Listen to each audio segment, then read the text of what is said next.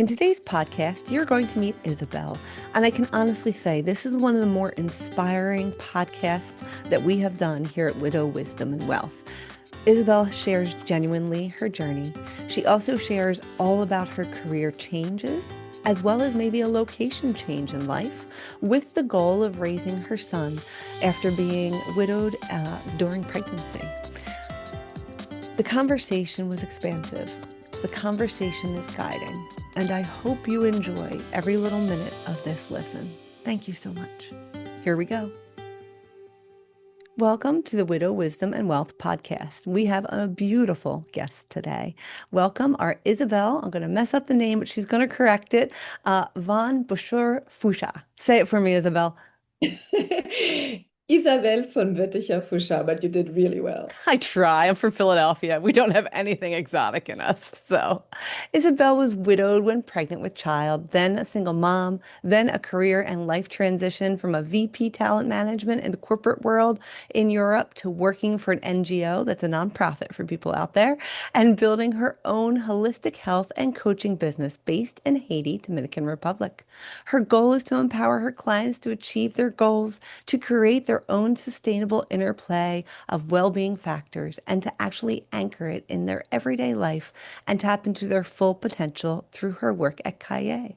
So I really think you guys will enjoy learning more about Isabelle, as well as learning more about her family and how she pivoted in all these careers. This is one of the first times Isabelle and I have actually sat down to talk about her story, so I'm learning it for the first time too. Isabelle, welcome, and thank you for being here. Much appreciated. Hello, Donna, and thank you so much for having me here today. No worries, my love. Tell us a little bit just about where life is for you right now. Career, family, where are you living? So we know who's in front of us, then we'll back up to the story. Yeah, so right now I am based in the Dominican Republic between my two home countries, Haiti and Germany. And I have my holistic health business and coaching business that I actually do from all over the world, but I am based here. I work a lot remotely with my clients. And my family setup is that right now I am as a single mom. My son is, though, not a child anymore. He's 25, about to graduate his master's in Europe. Oh, And congrats. thank you. And I am the caretaker, or you say I think caregiver to my elderly mom, who is the Haitian side of me. And I recently took her in to live with me. So I do all of this under one roof, and it works pretty well. That's a lot. We call that the sandwich generation. When we still have kids we're taking care of, even if they're young adults, they'll always be our kids. And then we're taking care of mom and dad with us sandwiched in the middle, trying to take care of us and our clients and our career at the same time. So let's back up. Tell me about your journey into widowhood. Well, it happened pretty sudden, I have to say, because I was pregnant with my son when his father passed away in an accident. So Mhm. not prepared at all, not really having that at all in my life plan, obviously. And it was a sudden shock, obviously, but it was also the beginning of like a very determined path for me. First of all, to I was just feeling so safe in these months of pregnancy with my son, and was very clear. I always say like these 9 months of pregnancy were the most clear and determined months in my life. And for me, it was yes, you are sad and you sorrow and you don't know what to do, but I had an enormous clarity and somehow that gift of having the child of the father of the partner that I just have lost was such a relief and a gift to have something, right? I mean, you have otherwise just the memories of the person and the partnership and everything you live together. But to have a child of the person that I deeply loved was really an amazing gift. And it has been since then such a pleasure to raise this child, even though I didn't raise him alone. So I found another partner in my life as well. And we raised this child together. We are divorced now, but it was also an amazing gift to have an actual father for my son in his life on earth as well. Yeah. I mean, you are just a series of podcasts. So the widowhood, then we can do the blended family, then we can move to the divorce. We have sequels coming, series. So now how old were you at It the takes time? a village, right? It takes a village to raise a child. So in that sense, yeah, it was just maybe not for him to have one father that creates him and raises him. So he has two. I love the outlook. And I feel that way about my second marriage with my husband also. That, it just gave these kids an opportunity to be fathered, to be parented by someone a little different. So they have the influences of the two, right? My first husband, my second husband are very, very different. And they have that impact and that influence of them both. So that's beautiful. Now, did you have family nearby? Like, how old were you when you first gave birth to your son?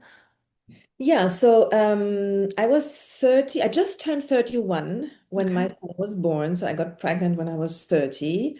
And it was my first child. It was absolutely a child I wanted, even though before being pregnant, I was never really, if I compared myself to my siblings, like this person who was crazy about kids. But I think when I was right and ready, I just like, yeah, got pregnant with him. And it was a beautiful time in my life because I was also just like having my corporate career starting and all of these things that happen in your early 30s. It's just like you are in your full life. Everything is growing and is happening for you. And this is why, yeah, when all of a sudden something is not happening or you lose somebody, a job or a partner, it is a big break in my life. But I also have to say that I was maybe a little bit prepared because what you don't know is that I lost my first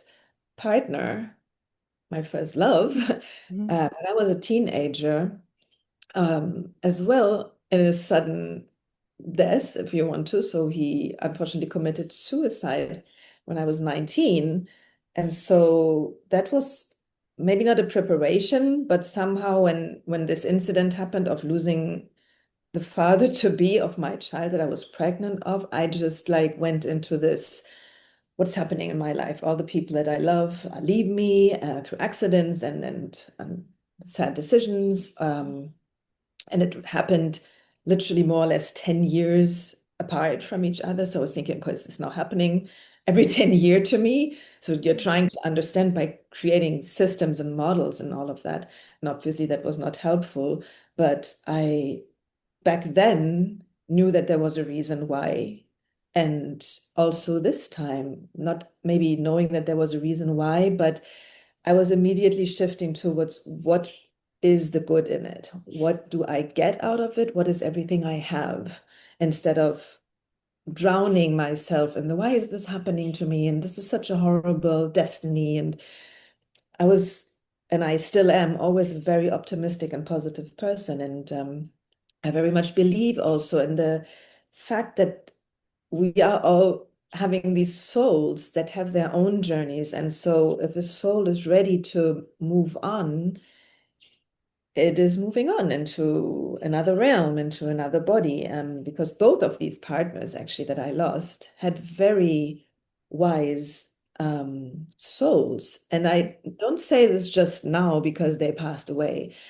Back then, when they were still alive, they were very mature. The one that passed away, that is the dad of my son, was not even 34 years old. And my first boyfriend back then was not even 25 years old. And still they had a strong wisdom around them that even friends and family members would always feel. And we said it even back then when they were still alive. So I think, as I say again, it is the biggest gift for having had them in my life. And I think their souls were just ready for the next experience. I love that.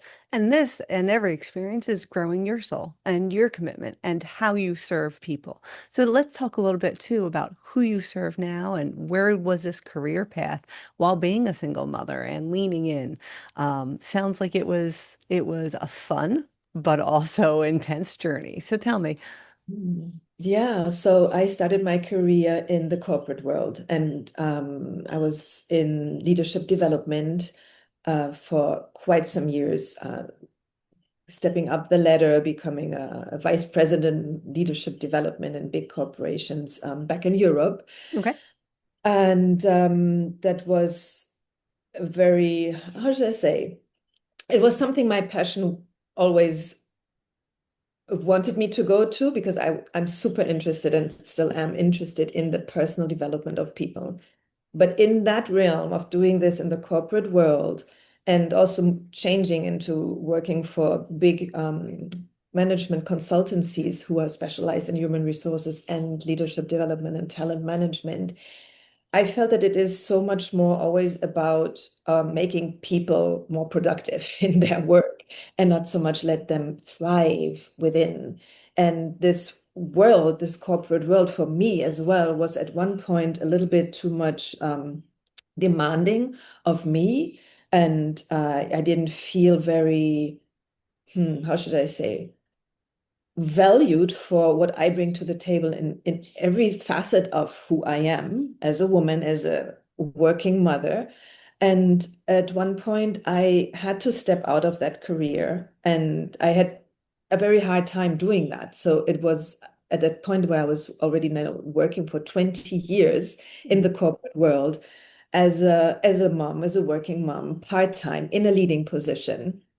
And I had lost a little bit of my self-esteem and of my how you call this, being sure of yourself in this role, and didn't think that I could find a career that fits me better somewhere else.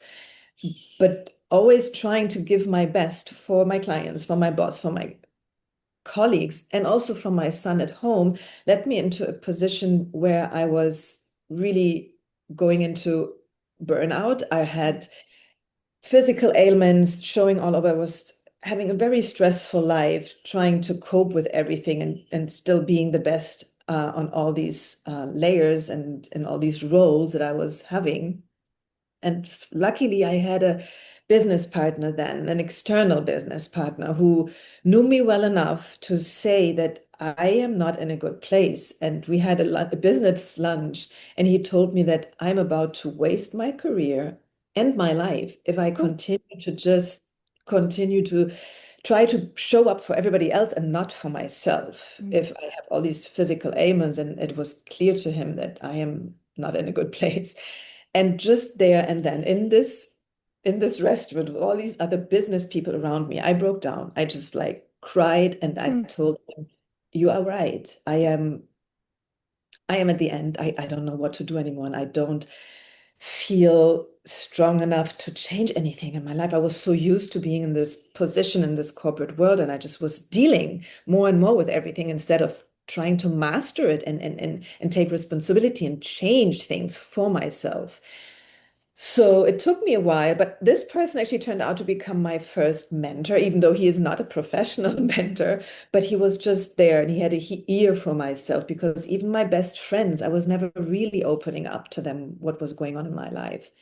So I changed. I somehow got the confidence to apply for another job outside of that corporate business and in a leading position and a part-time job as a working mom. And I got that job and I succeeded in it. And that was such a breaking free of all these limiting beliefs and yeah, everything that was just like keeping me small. So it was really a breakthrough of becoming myself. And it is just the beginning, obviously, because after that, I changed careers a couple of times more. Um, and because then I changed to go working in the consultancy world. And this was even more pressure. I mean, like having a leading position in the consultancy world, even though it's still, yes, human resources and we do leadership development, that was great for my ego because it showed me that I can do this, sure. but it was not really helping me finding my healthy way of thriving career-wise and as a human being. So I shifted again my career and again, and that's how I moved from working in the corporate world to working in a nonprofit organization in the other end of the world. So I moved to work in Haiti because I always had this um, this wish in my soul that one day I don't want to just go back to Haiti always on vacation to see my family there. I want to give back. I want to really experience how it is to work and live in that country that most of the people know just from the media when they hear again another catastrophe happening in Haiti, an earthquake or a president getting killed. And all of this is bad, but this country has also so much beauty. And I wanted to experience it because I'm Haitian as well. So I wanted to know, what is this part of me? So I want to go and live and work there. And it's there that I developed my own business and working with people in a different setup. So personal development really becoming the main part of your career development and not the other way around. I didn't want to serve people with nice workshops anymore or leadership development seminars and mentorship programs just so that they get more productive. I wanted to turn it around. I wanted to, let's see what you really want. What do you want in your life? What has been maybe covered under tons of limiting beliefs and what you used to do all your life, instead of where are your dreams and what really ignites you? What gives you energy in your personal life? And using that now to find the right way of organizing your career, your business career, or changing it and being ready and feeling strong enough for that shift in your life. So that's what I'm doing with Kaye, with supporting specifically women to empower them in their lives if there's a shift or a transformation in their career or in their personal lives, not to shy away from it and stay safe where you are, because you will dim your light, you'll not make yourself happy. I am convinced, because I did it myself, that if you truly realize the dreams that you had being when you were a little girl or in the beginning of your career, if you keep these dreams up and go towards them, this is how you thrive, this is how you grow, this is how you make yourself happy, your surroundings, not just your family and your friends, but also in your business life. And that's what I love to support women to get to. I'm glad that you shared this message because so many of our listeners are actually women that have been in widowhood for a while. And as you put, like sometimes you're doing what you need to do to work part-time, to be a good mom, to be a good daughter, to be a good friend, to be a good parent, to be a good worker. And like you said, you get burnt out, you lose yourself, and they're looking for that pivot. And we always say, it's the breakdown before the breakthrough. And so now that you're focused so much in helping other people support themselves as a person so they can give their best self forward in their careers, what would you say would be the best advice for someone who is at that point of exhaustion or breakdown, but feel like maybe they can't pivot simply because of that limiting belief, or this is all they've known before the loss? What advice would you give to someone there about really taking that power? I mean, you've taken so many beautiful shifts, having confidence in yourself. I'm just going to face the fear and do it anyway. What tips would you have for someone to like kind of like push them, being like, "Yeah, you can, just try it." Yeah, exactly. Well, first of all, I'd like to admit that even though my path, my career looks like amazing, and these shifts are big steps, and I have a big confidence now, it doesn't start like that. Hmm. It starts with, I mean, like they come obviously often say you don't change if you don't get out of your comfort zone, right? So like you don't change if everything is nice, Hmm. which means the other way around is if change is needed, it's because you are not in a good place. So it starts for me, that's my advice, to acknowledge where you are at right now, to acknowledge and really take a pause, acknowledge you are not happy. You are maybe dimming your light or you are having ailments. You might be exhausted and just think, oh, it's because I don't sleep enough. Or you have these energy leaks where you think you do all the right things. I'm going to the gym, I'm drinking my healthy juices, and you are still either having anxiety issues or don't sleep well, or as I said, like are constantly having a fatigue. And even if you are in menopause, it is not normal to constantly be exhausted and or sad or all of these low vibrational states that we can be in. It's not normal to be in that. So first step is to acknowledge and don't lie to yourself anymore. I hope even that you have a good friend that mirrors that to you, that tells you, hey, is everything okay with you? Really okay? And if you have these friends, then listen to them. They mean good to you. So first step is really acknowledging, and second step is reach out for help. Reach out for help because I know it is not easy to change your life. And it doesn't matter if it is that you are maybe drowned in your suffering, in your being sad, or if it's you are not happy in a relationship or you are not happy in a business relationship. Acknowledge it first and seek for community and for support for people who either did that shift that you are seeking to do or who can guide you. So, a coach or a mentor, somebody who can really support you professionally, because friends are amazing there to give you a loving nest. But even the best friends sometimes deep down don't want you to change because they are afraid to lose you if you change. So it's great to have friends. It is important to have friends, but also seek out for professional help. That's what I really would say. Yeah. Yeah, that's wonderful wisdom. And I even know myself, like there was always work Donna and friend Donna and mom Donna. And I was often not willing to share what was going on with the other versions of me to my friends, not because I didn't trust them, but because I didn't want them to worry about me. I felt like Yeah. they had worried about me for so long in those early years of widowhood that I'm like, ah, you got to give them a break. I've used my tickets of them worrying about me, right? Like felt like I used them up. But it was that is when I leaned into a mentor, like you said, for the career. And that's when I leaned out to get a business coach. And my business coaches are spiritual. They're not all just this is the revenue, this is the profit and loss, this is how you manage, this is social media. It was like, how do we really keep our mindset straight? How do we get over our own limiting beliefs? And what do we need to offset in our practice that might not be our skill set? Like these are those beautiful people that I leaned in on for that part that should have been what I thought I would just lean in on a best friend. But that left such a clean, beautiful space for when I do have time with my friends. We have many kids now, not a lot of time, but oh my gosh, how much I appreciate that. And I do generally come very pure to that relationship now, which is nice. It's not like stuffing something deep down. So thank you for recommending that. Can I dig just a little bit deeper into when you moved back to Haiti? Because that was like, oh, okay, this is what I'm going to do. How old was your son? How long did you think about it? Because I will tell you in my experience from my clients as well as my widow community, so many people want to make a location change, either for a fresh start or it's something they always wanted to do. And now they actually can. Maybe it's because that spouse isn't there where they have to be at a specific location, but they're either scared to because of the unfamiliar. You've kind of alluded to that, or they're scared because they feel like they're going to be leaving the family behind or too much stress on the kids. Can you just talk about that for a little bit longer? Absolutely. I love that question. Thank you for asking it. Um, my son was 14 when we moved to Haiti.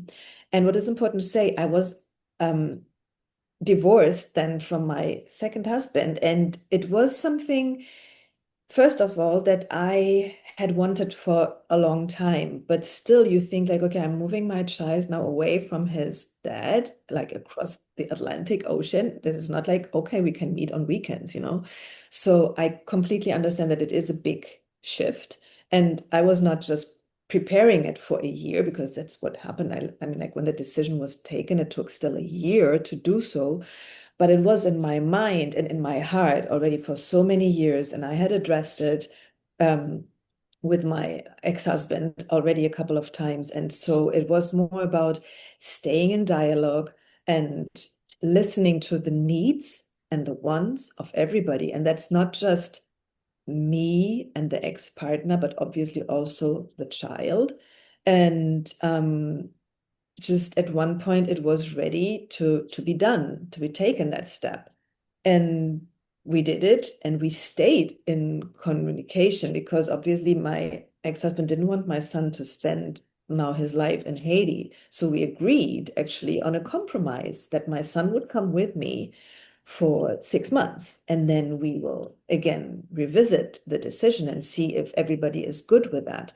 And so that was a decision we kind of took every day. It's not like you take it once and then that's it. Yeah. In my It can be uh, fluid. it exactly, it can be fluid. And so we did this decision. And after a couple of months, I felt like, okay, my son has been growing up mainly in Europe, where a 14-year-old child is not a child anymore, is Yeah. a teenager and has lots of freedom and liberty and goes around with his bicycle and sees his friends on his own. Whereas then in Haiti, all of a sudden, this life was like, okay, my son can only drive around if I take him to places or the chauffeur takes him to places. There is no walking around or taking your bicycle to go and see your friends. And that led obviously to the discussion being ongoing. How long are we staying here? Is this what we both want for him? And so at one point, and that was actually the biggest decision for me, my son was now 15, we decided he goes back and I stay in Haiti. He goes back and lives with his dad Mhm. in Germany, and I stay in Haiti. And that was, whoa, that was a big decision. I mean, Yeah. I grew up with this role model of a mother who at 15 sends her son off. But we have a very, very good relationship, my ex-husband and me, and he is an amazing dad to my child. And so we did it in a way that it was never a clear cut or like you live now in my world and not in his world. Or it was just a big step for me to allowing that to happen and to grow through building relationship and keeping the bond that I have with my child, even though now he's not living with me anymore. So obviously Zoom and all of these modern technologies to communicate were very important. And we would see each other often. When he was with me in Haiti, obviously he was living with me completely, and he would have the Zoom calls with his dad, and he would travel to Germany every now and then. And so we did this we reverted that into now I go to Germany twice per year. He comes to Haiti twice per year. And we really spend a lot of quality time now together. And Yeah. what is really amazing to me is that when my ex-husband and my son and me, we took that decision first of going to Haiti and then of him going back to Germany, my son said something to both of us that was very healing, and I'd like to share this with you. He Please. s- he observed that even though we were divorced and now even living in two different countries, he gets more as a son of quality time with me and his dad than a lot of his schoolmates that live under one roof with their mothers and their dads. Yeah. And we were like, what do you mean? He's like, well, the dads are constantly on business trips. And when they come home, it's super late. They don't see them. Or when they come home, they just do their thing and they are not committed into investing themselves in their fatherhood, being with a child. Or maybe the mother can do the same, or she's just chatting on her phone with her friends and is not spending quality time with her son or children. Yeah. And we, since we were now living on two different continents and both of us not having the son constantly with us, we were having such an intentional relationship with him that he flourished in the I best love possible it. way. He told us, and that's what I'm so grateful for because it allowed me to grow into this mother. I was never thinking that it could be something great and beneficial. I was thinking, if you do this, you are a bad mom. If you don't live under one roof with your child until he is ready to move out, you are a bad mom. And he just proved me wrong. He Yeah. just said, no, you're amazing. And you are such a great, um, how do you call that? Example of how to achieve a happy life. And he said, like, you're not just an example. I look up to you because I want to live my life like you do, because you go for your dreams and you don't leave the others behind. You just Yeah. like make it in a way that we feel all part of it. And that was so beautiful when he said that to me. Ah, yeah, it's just Oh no, I can see you glow with it about what wonderful change in everybody and how it's just completely possible when you don't have to follow the rigid box, when there doesn't have to be a plan that's unyielding, that you can morph and grow with what everybody needs. And the outcome of that focused time with your son is just the gift. That's wonderful. Oh, I yeah. love that you shared that. Okay, we've been talking a while. I could keep on talking forever. I don't think this will be the last time you're on this podcast. If you had one piece of advice for a widow who has kids and is thinking, yeah, this career change needs to happen, what would be that advice? Ooh, well, number one, again, I would say, like, I know that we all feel at one point like nobody understands me. I'm alone in this. and don't do that. So again, seek either a community of other widows that you don't feel alone in reflecting about what you want, but that you can reflect with people who are in similar situations than you are. And also, maybe don't believe that you have to have seen what you want to do in other people's life. You might be the one who does it your way the first time ever, and nobody has done it.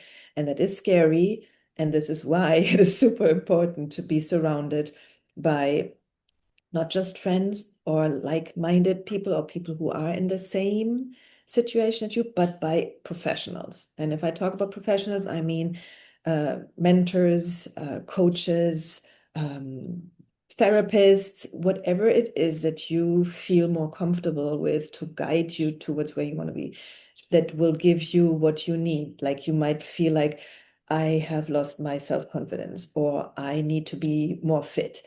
Whatever it is, just take a professional to guide you through that and to be your guide and to help you. Wonderfully said. Thank you for sharing that. Thank you for sharing your expertise, your grace, your wisdom. How can listeners get in touch with you? Oh, you can get in touch with me either through Instagram. I guess you will put the Yeah, we'll Instagram. put all the links in the bottom. Yeah, we will.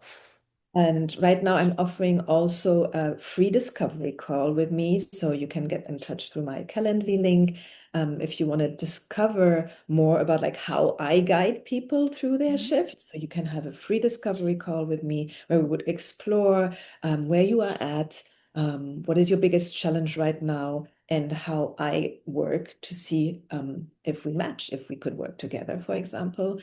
And so that's where I'm present. I'm also present on LinkedIn, obviously. And so I'm looking forward to get in touch with you if ever you need a little bit of an advice. Oh, I love it, ladies and gentlemen that are listening. We are widows come in all shapes and sizes, widowers, widows, the whole bit. And honestly, you don't have to be in widowhood. You could be in just this life change, this pivotal moment. And that's when you lean into the people that can help support you. Isabelle, thank you so much for this interview and for sharing your journey and for being so candid and honest. Much appreciated. Thank you so much, Donna, for having me here today. It was really a pleasure exchanging with you. I love it. Bye-bye. Bye.